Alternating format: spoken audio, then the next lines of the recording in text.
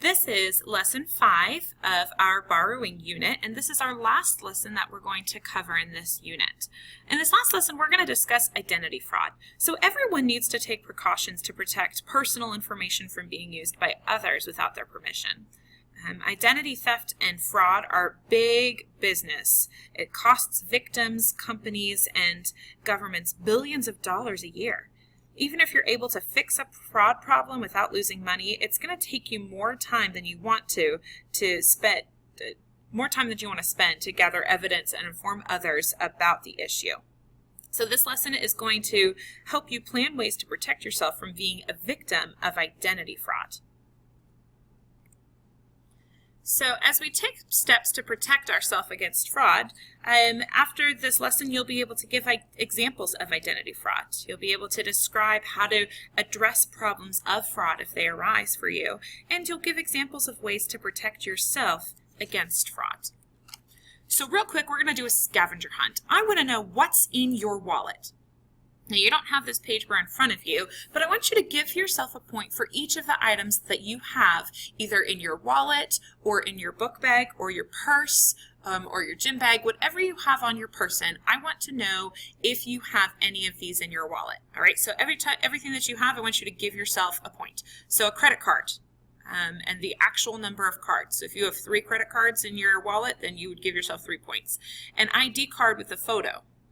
A $5 bill, change that is at least $2 or more, an original Social Security card, a picture of a close relative, a computer password, and however many passwords you have on you, you need to give yourself that many points. Do you have your bank ATM PIN number on you? Do you have a library card or a paycheck stub? Do you have a bank or credit union deposit slip?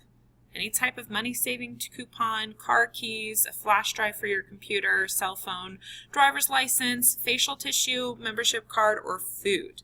So give yourself a point for each of the things that you have in your bag or purse listed below. You can pause this as you do that.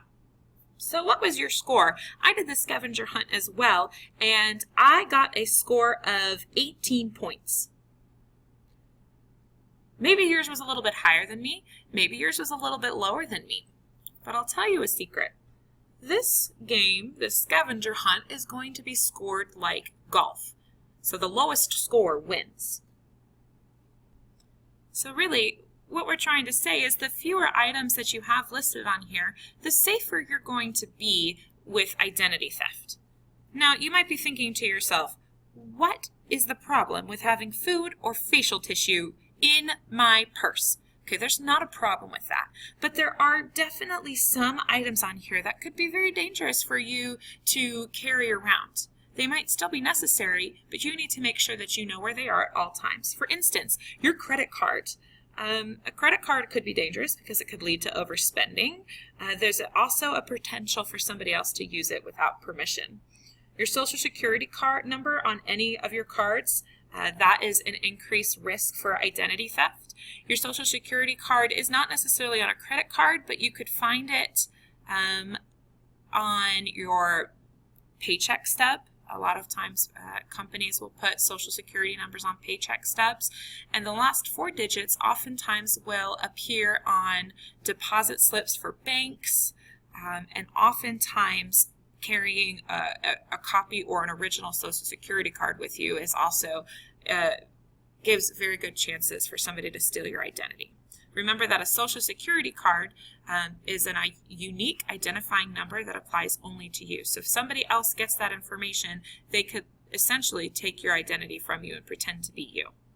If you're carrying around any passwords or PIN numbers or paycheck stubs or deposit slips, those could lead to unauthorized access to your information and bank accounts. I usually don't carry any of my passwords with me, but it would be very easy for somebody who had my passwords to be able to log in as me on different websites, including my bank accounts and my credit card accounts. And that could be very dangerous. They could see my spending and they could also start spending like they were me. So again, not all of these are very dangerous, and not all of them are going to lead to identity theft or fraud.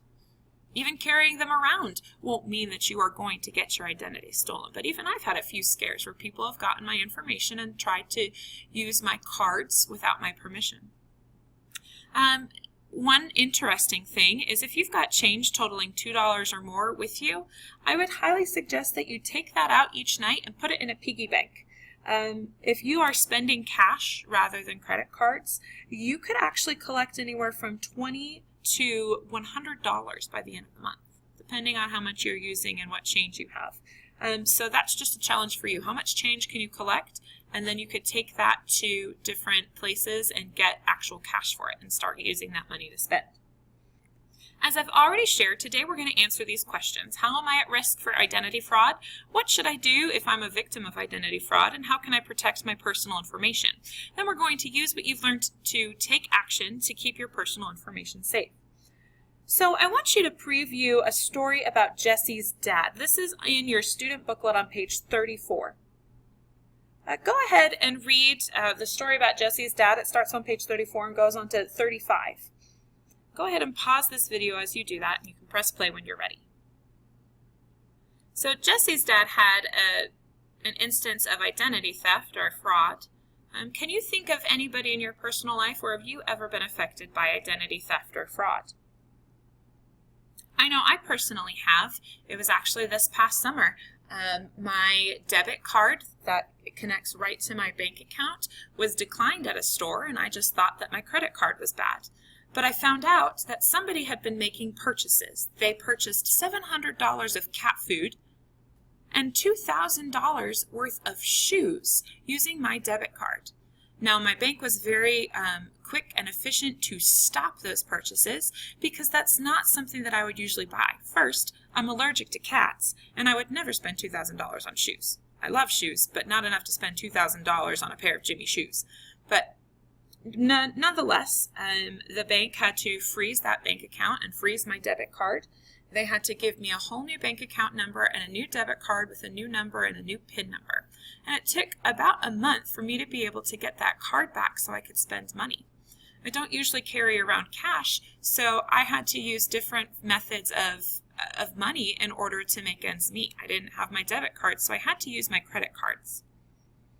So identity theft, it's a real thing, and it's something that I want you to be aware of, and I want you to be able to take precautions now so that if something were to happen to you, you would know how to fix it. So let's look at two different vocabulary words. There is theft and there is fraud. They are both trouble and they are both very dangerous, but they both mean two different things. Identity theft would be examples like your wallet is stolen or your electronic files are hacked. Your personal information is stolen from the trash. Now, this is not what happened to me this summer. I had a case of identity fraud. That was that my account information was used for purchases. Online purchases is what mine was. So I had fraud. Somebody used and pretend to be me. Another example of identity fraud would be that new accounts are opened or insurance is purchased using my personal information, which means they probably got a hold of my social security number and even my address. Now, that's never happened to me or somebody that I know, but there are many cases out there of this happening to people. Also, your information is used for another crime. First, it is a crime to commit identity theft or identity fraud, but your name could be put onto a crime that you did not commit because somebody else used your identity. So if you turn to page 34 in your student guide, there is a chart that shows the few figures of fraud, and it shows how individuals are impacted by fraud. So I want you to take a couple seconds and look at that. You can pause this while you do that.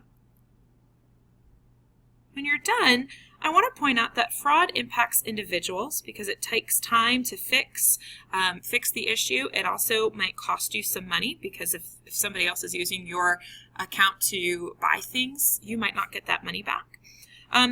But fraud also impacts businesses. It requires businesses to get extra security strategies, which cost money and time to fix, and it can also inhibit their reputation.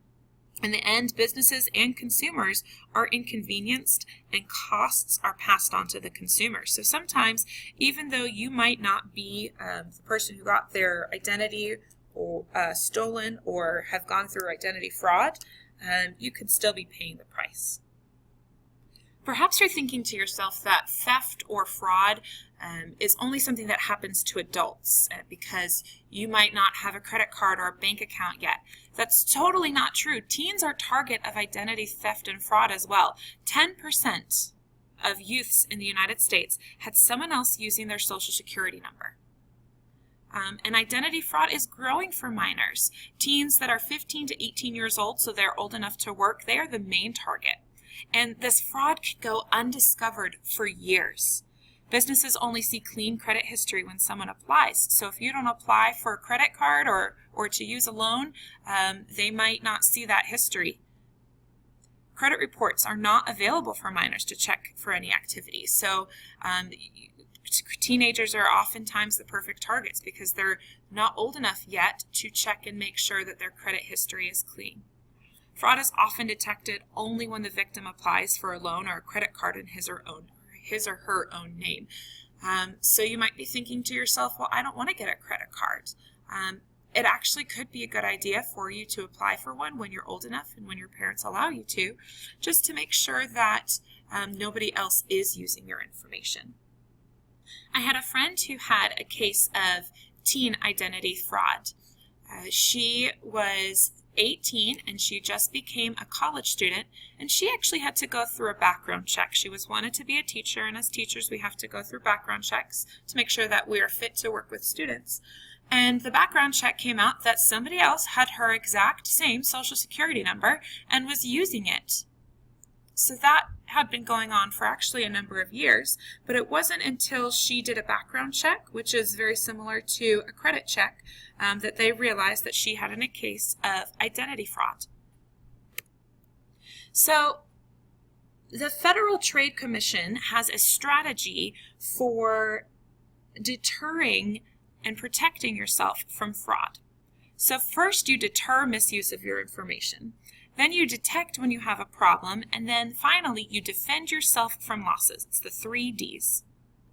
I think the biggest and the most important letter D in here is the deter, deterring misuse of your information. How do you protect your information? Well, first, it's very important not to keep a lot of personal information on your person. Keep it in a protected area. Don't keep it on you where it can get stolen. You might think that your purse is secure, or your wallet is secure, but that can be easily stolen or pickpocketed from you. So I'm going to have you read about the information to keep safe. That's the deter section on page 35 in your student booklet, and how to deter thieves. And that is the keep it to yourself section on page 36. So I want you to read those 2 sections. The deter section and keep it to yourself section on pages 35 and 36. When you're finished reading those sections, I want you to go into your student binder to activity 2.10, take preventative action. And I'm going to have you complete that activity. That is all the time that we have for in this section. So you'll just need to finish reading 35 and 36 if you have not yet, and complete activity 2.10, take preventative action. I'll catch you guys in the next lesson.